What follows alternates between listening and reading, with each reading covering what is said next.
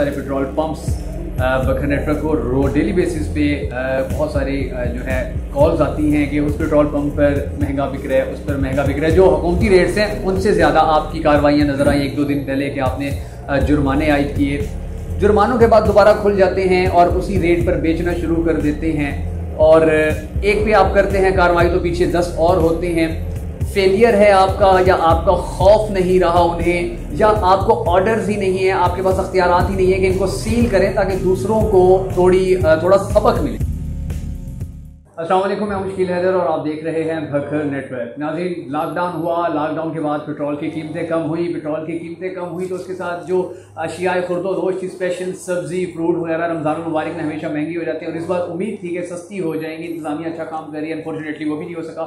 इसके अलावा और बहुत सारे ऐसे इशूज़ हैं कि जिसके बारे में पब्लिक जो है कन्फ्यूजन का शिकार है। लॉकडाउन में कौन सी दुकान खुलेगी, कौन सी दुकान बंद होगी, लॉकडाउन में इंतज़ामिया के क्या जो अहकामात हैं वो कौन से हैं, कौन कौन सी ऐसी चीज़ें हैं जिन पर अमल करना है, कौन कौन से औकात कार हैं दुकानों के, और बहुत कुछ। तो उन सब सवालों के जवाब हम जानने के लिए मौजूद हैं आज असिस्टेंट कमिश्नर तलहा सईद साहब के पास। इनसे गुफ्तगू करेंगे और बहुत सारे सवाल ऐसे जो आपके जहनों में हैं उनके जवाब लेंगे। शुक्रिया सर, आपने वक्त दिया बकर नेटवर्क को। सबसे पहले तो मुझे ये बताएं कि लॉकडाउन में कौन सी शॉप्स हैं जो खोलने की परमिशन है, कौन सी बंद हैं, कौन सी हैं जिनको बंद रखने के ऑर्डर्स हैं, क्योंकि बहुत बड़ा कंफ्यूजन है पब्लिक के अंदर। जी, मैं इस टाइम बता देता हूँ। आज जब हम 5 मई को ये बात कर रहे हैं बैठे, इस वक्त जो इन प्लेस है वो हमारा सेक्रेटरी हेल्थ साहब का ऑर्डर है, जो एज़ पर लॉ नया कानून है हमारा इन्फेक्शियस डिजीज़ ऑर्डिनेंस 2020, उसके तहत उन्होंने 24 अप्रैल को जो ऑर्डर किया है वो इन प्लेस है।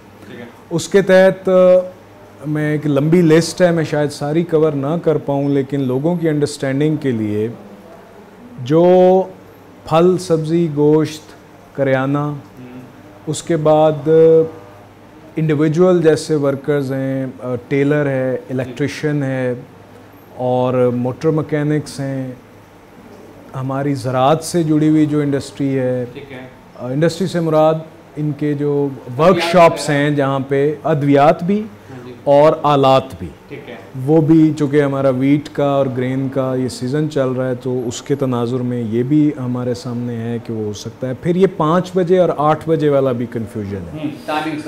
फल, सब्ज़ी, गोश्त, दूध, दही, तंदूर, ये चीज़ें, और जो हमने जो ये ईटेबल्स हैं, जो रेस्टोरेंट्स हैं, वो हमें पार्सल्स जो देंगे ये बियॉन्ड 5 o'clock, 5 बजे के बाद ये तमाम खुल सकते हैं। पेट्रोल की कीमतें कम हुई और पाकिस्तान में लेकिन भखर में बहुत सारे पेट्रोल पंप्स बकर नेटवर्क को डेली बेसिस पे बहुत सारी जो है कॉल्स आती हैं कि उस पेट्रोल पंप पर महंगा बिक रहा है, उस पर महंगा बिक रहा है। जो हुकूमती रेट्स हैं उनसे ज़्यादा आपकी कार्रवाइयाँ नज़र आई एक दो दिन पहले कि आपने जुर्माने आयद किए, जुर्मानों के बाद दोबारा खुल जाते हैं और उसी रेट पर बेचना शुरू कर देते हैं। और एक पे आप करते हैं कार्रवाई तो पीछे 10 और होते हैं। फेलियर है आपका, या आपका खौफ नहीं रहा उन्हें, या आपको ऑर्डर्स ही नहीं है, आपके पास अख्तियारात ही नहीं है कि इनको सील करें ताकि दूसरों को थोड़ा सबक मिले। नहीं, ये आप ठीक कह रहे हैं। खौफ तो अल्लाह का होना चाहिए, हमारा तो इन्फोर्समेंट है और यकीनन वो होती है अक्रॉस द बोर्ड इन्फोर्समेंट। मैं बिल्कुल दावा नहीं करता कि 100% कवरेज है, 100% पेट्रोल पंप्स, और वो मैंने देखे हैं, ऐसा बिल्कुल नहीं है। बकर एक दूर दराज इलाका है, अगरचे हमारे पास 2-3 कंपनियों के डिपोज़ मौजूद हैं यहाँ, मगर बहुत सारी कंपनियों के कैरेज चार्जेस हैं। यहाँ पे एक बड़ी गलत प्रैक्टिस बड़े अरसे से चल रही है कि 1 से लेके ₹2.5 तक हमने ऑब्ज़र्व किया है कैरेज चार्जेस ख़ुद से यहाँ पे डाले गए होते हैं। उसकी हम मुकम्मल हौसला शिकनी कर रहे हैं। मैंने इसकी डिप्टी कमिश्नर साहब को तजवीज़ दी है कि तमाम लोगों को बुला के उनसे उनके कैरेज चार्जेस की तफसीलात लें, डॉक्यूमेंट्री प्रूफ्स लें और उसको नोटिफाई करें कि अगर 80.70 रुपये डीज़ल बिकना है तो उसमें ये है सरकार का रेट ओगरा का, इसमें जमा करने होते हैं कैरेज चार्जेस। बट ये भी ओगरा अपनी वेबसाइट पे कंपनी वाइज कर देता है नोटिफाई। स्टिल अगर बकर के पेट्रोल पंप मालिकान ये समझते हैं कि तो उसको बैठ के टेबल पे, चूँकि डिप्टी कमिश्नर साहब एक्स ऑफिशो उसको कहते हैं कंट्रोलर जनरल ऑफ प्राइसेस, वो कंट्रोलर जनरल ऑफ प्राइसेस हैं अपने ज़िले की हद तक। इस मसले का हल इंशाल्लाह जल्द निकल आएगा। जहाँ तक आपकी बात है सीलिंग और वो चूँकि लॉकडाउन के हालात हैं, ऑलरेडी ये फ्यूल और इससे जुड़ी हुई जो कमी है वो रिपोर्ट होती है। हम इसको एज एन ऑप्शन इस पे नहीं जाते कि हम पूरा एक आउटलेट जो है वो बंद करके, मेरा नहीं ख्याल कि हम आवाम के लिए कोई बहुत ज़्यादा सहूलत पैदा कर रहे हैं। हैवी फाइन्स करते हैं, थोड़ा डेटरेंस क्रिएट होती है। जिधर जिधर हमने फाइन्स किए हैं मेरी मालूमात के मुताबिक, मैंने अभी नहीं चेक किया है, उनके रेट्स दुरुस्त हो चुके हैं। ये ऑनगोइंग प्रोसेस है, तो इंशाल्लाह इस पे काम हम जारी रखें। इस पे आप काम जारी रखे हुए हैं। लॉकडाउन में शॉप्स के हवाले से आपने गाइड किया कि बहुत सारी दुकानें ऐसी हैं कि जिनको खोलने की परमिशन दी गई है, लेकिन उसके बावजूद भी परमिशन दुकानदारों को है कि आप दुकानें खोल लें। पब्लिक को तो परमिशन नहीं है कि वो बगैर काम के बाज़ारों का रुख कर ले या रश कर दे। तो उस हवाले से कोई पॉलिसी नहीं है हुकूमत की या बकरीद जी? 144 इम्पोज्ड है। 5 लोग बिला वजह एक जगह इकट्ठे नहीं हो सकते हैं। बाकी मामला ये इसका है लीगल पोजीशन, बाकी मामला है इसकी एनफोर्समेंट का। अब चूँकि कोई ऐसे लॉ एंड ऑर्डर के हवाले से एक्स्ट्रा ऑर्डनरी हालात नहीं हैं, एक अनदेखा दुश्मन है, डिजीज़ है, ग़ालिबन हमारी फीलिंग ये है कि लोगों के आसाब जवाब दे चुके हैं। इस हवाले से मैं आपके इस फोरम के तवस्सुत से रिक्वेस्ट करूँगा कि चूँकि ये काम है माहिरीन का, आपका मेरा लोगों का ज़ाती तौर पे किसी ने फ़ैसला ना करना है ना उसे करना चाहिए। माहिरीन बार बार इस पे इंसिस्ट कर रहे हैं कि अभी हम डेंजर जोन से बाहर नहीं आए हैं, बल्कि यहाँ तक कहा जा रहा है माहिरीन की जानिब से कि हम पीक का जो टाइम है, जो दूसरे ममालिक का तजर्बा है, उसके हिसाब से जो एक जो टाइमलाइन एक निकाली गई है सारे ममालिक के तजर्बे से, हम उसके पीक वाले टाइम में हैं। और आप देख रहे हैं सिंध से और बहुत सारे बड़े शहरों से कोई अच्छी खबरें इस हवाले से नहीं आ रही हैं। सो लोगों को बिल्कुल इस हवाले से कैजुअल नहीं होना चाहिए।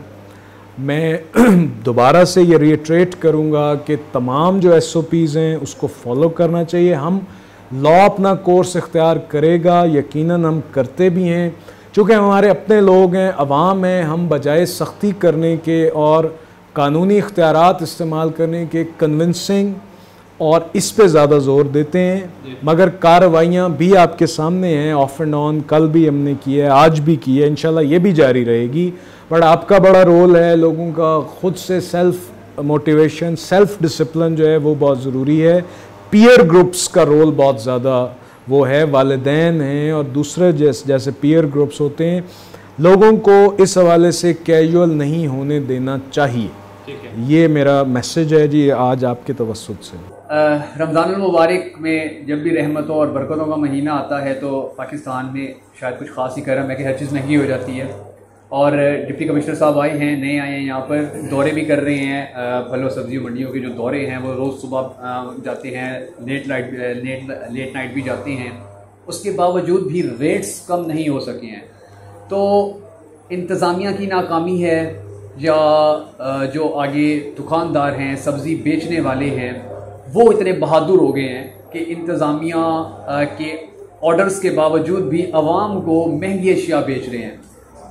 अच्छा, ये जो आप बात फरमा रहे हैं हो सकता है आपका ज़ाती तजर्बा हो, मैं इससे पूरी तरह से मुत्तफ़िक नहीं हूँ। कुछ चीज़ें हैं जैसे लीमू है, लीमू का इशू ये आ रहा है लॉकडाउन की वजह से। अभी हमारा लोकल जो इधर का लीमू है वो अभी पक्का नहीं है, रादर बहुत अभी शुरू वाली स्टेज पे है।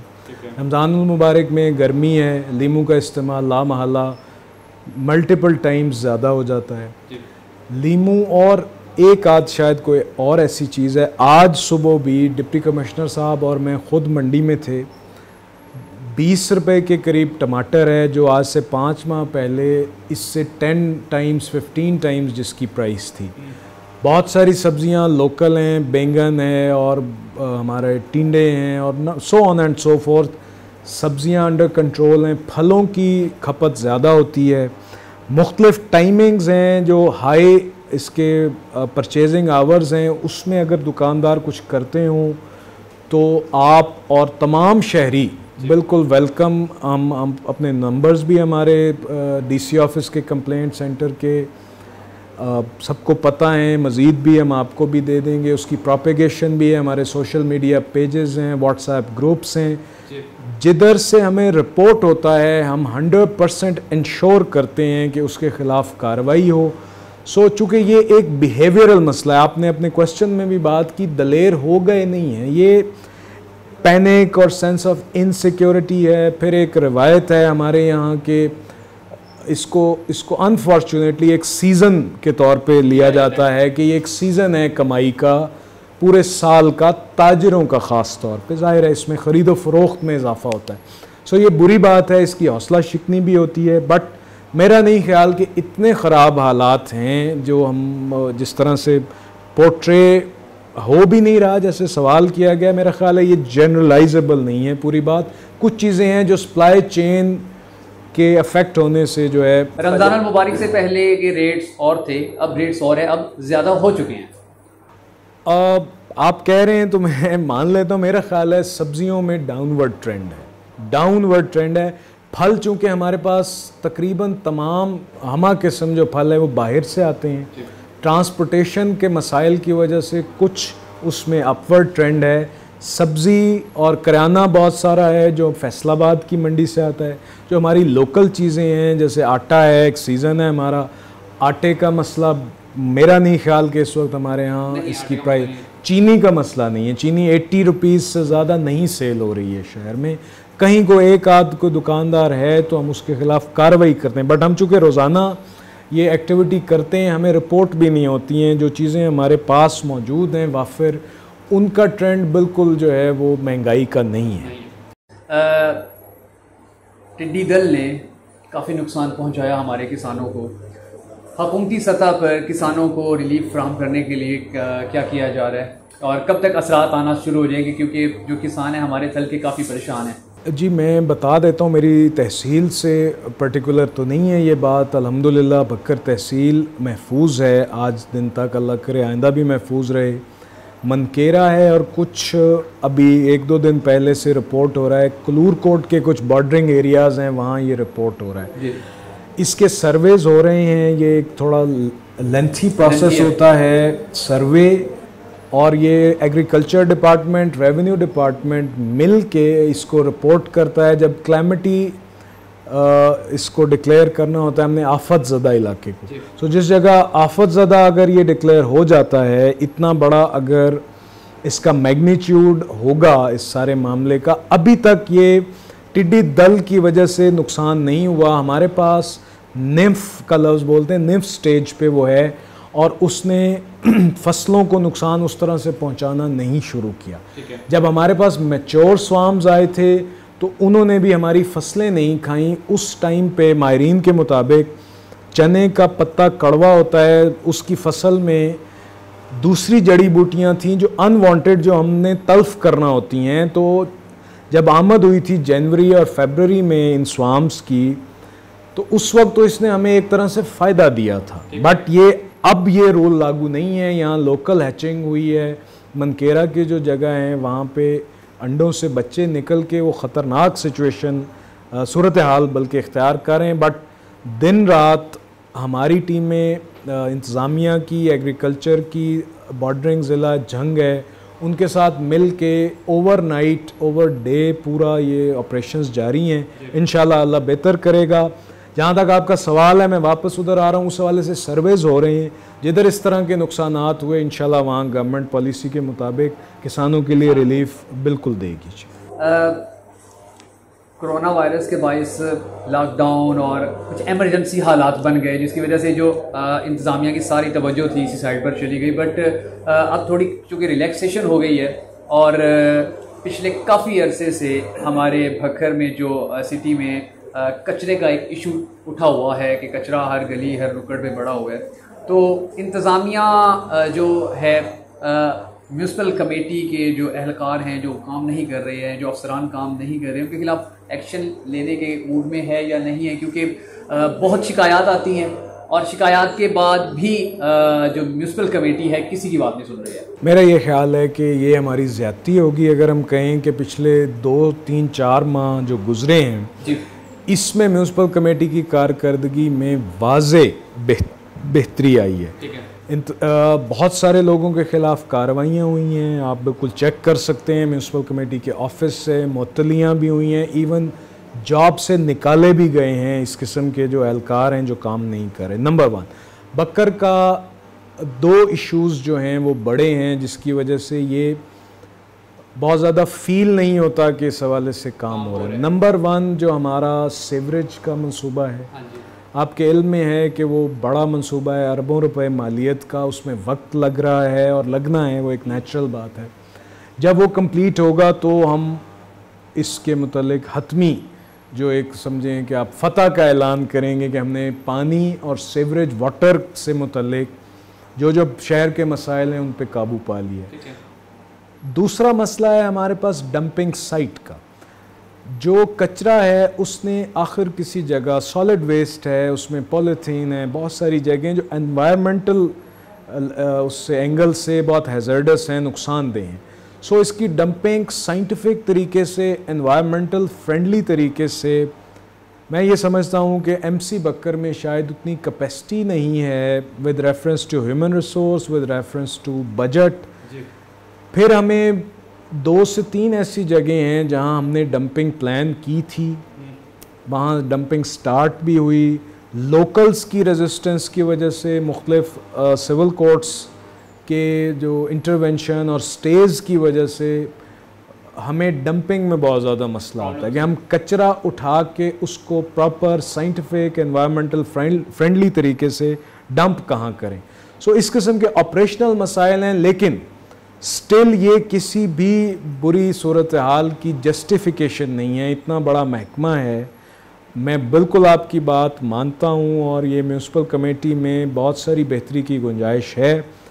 और डिप्टी कमिश्नर साहब नए तशरीफ़ लाए हैं, इन्होंने हंगामी बुनियादों पे बहुत सारे इस पे एक्शंस भी लिए हैं। शहर में आप देख रहे होंगे सफाई के हवाले से भी एक एक्टिविटी नज़र आ रही है, ब्यूटिफिकेशन रेनोवेशन के हवाले से भी, पार्क्स के हवाले से भी। सो इंशाल्लाह बेहतरी होगी। अच्छा सर, जो स्पेस है, डंपिंग स्पेस है, काम हो रहा है? बिल्कुल काम हो रहा है जी।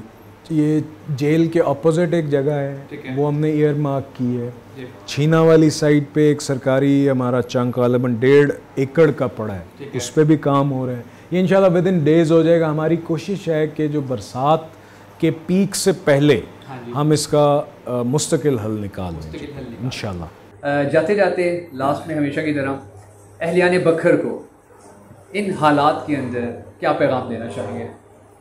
जी, बकर के लोगों के लिए वही पैगाम है कि लॉकडाउन की पाबंदी करें, सोशल डिस्टेंसिंग को इंश्योर करें। आपके हमारे इर्द गिर्द जितने कमज़ोर और बीमार लोग हैं उनके लिए ये ज़रूरी है। आप और मैं शायद अल्हम्दुलिल्लाह सेहत हमारी इस काबिल हो कि हम इसे बर्दाश्त कर जाएं, हो सकता है हमें कोई सिम्टम भी ना आए, मगर जो कमज़ोर लोग हैं उनकी ज़िम्मेदारी, उनकी हिफाजत की ज़िम्मेदारी हमारे पे है। उनका ये हक़ है कि हम उनके लिए वेक्टर और कैरियर का सबूत ना दें होने का। सेकेंडली, ये मुश्किल हालात हैं, हुकूमत को, इंतज़ामिया को बिल्कुल इसका अंदाज़ा है। आपकी बेहतरी और आपके मोराल और आपकी मईशत और आपकी ज़हनी जिस्मानी सेहत के लिए बहुत सारी चीज़ें प्लान की जा रही हैं। सब्र करें और हुकूमत का साथ दें, अपना और अपने इर्द गिर्द वालों का ख्याल रखें। बहुत मेहरबानी। घर पर भी रहें। असिस्टेंट कमिश्नर तलत सईद साहब हमारे साथ मौजूद थे, गुफ्तगू की इनसे और वो मसाइल जिनका आपको रोज़ाना की बुनियाद पर सामना करना पड़ता है, उन मसाइल के बारे में बात की। और इनका यही कहना था कि पेट्रोल की कीमतें जो हैं उनको भी कंट्रोल करने की कामयाब कोशिश की गई है। इसी तरह जो सब्जियां और फ्रूट्स हैं उनके रेट्स जो हैं वो भी मुकर्रर किए गए हैं, वही रेट्स जो उनके रेट्स होने चाहिए थे। महंगाई नहीं की जा रही है। अपनी कीमती राय से कमेंट बॉक्स में ज़रूर आगाह कीजिएगा। बहुत सारी दुआओं में याद रखिएगा। जल्दी एक नए प्रोग्राम के साथ आपकी खिदमत में हाजिर होंगे। उस वक्त तक के लिए इजाज़त दीजिए। अल्लाह हाफिज़।